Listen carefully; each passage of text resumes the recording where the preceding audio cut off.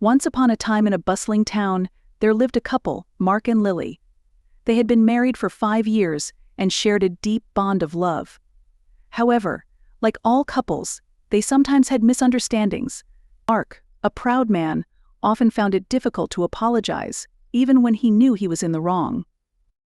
One sunny morning, Mark and Lily had a minor disagreement over something trivial: what to have for breakfast.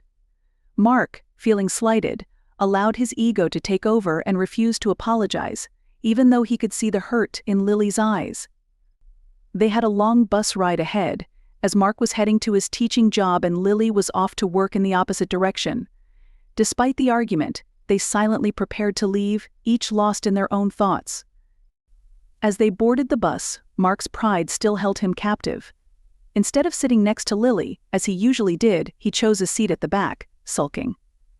Lily, though disappointed, took a seat closer to the front, next to a well-dressed, handsome man who was already seated. As the bus began its journey, the man next to Lily struck up a conversation. He had noticed Lily's beauty and couldn't help but compliment her. "You look beautiful today," he said with a warm smile.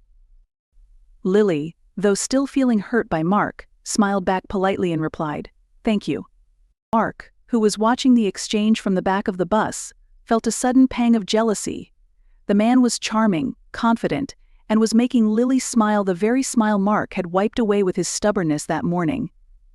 The realization hit him like a ton of bricks. What he had taken for granted, someone else was now appreciating. As the bus began its journey, the man next to Lily struck up a conversation. He had noticed Lily's beauty and couldn't help but compliment her. The man continued to chat with Lily, his admiration growing more evident with every word. Mark's heart ached with the knowledge that his foolish pride had created this distance between him and his wife. He knew in that moment that if he didn't swallow his pride, he might lose something far more precious. Finally, Mark could take it no longer. He stood up, walked to the front of the bus, and without a word, sat down next to Lily. She turned to him, surprised but not unkind. He took her hand in his and whispered, "I'm sorry, Lily. I was wrong."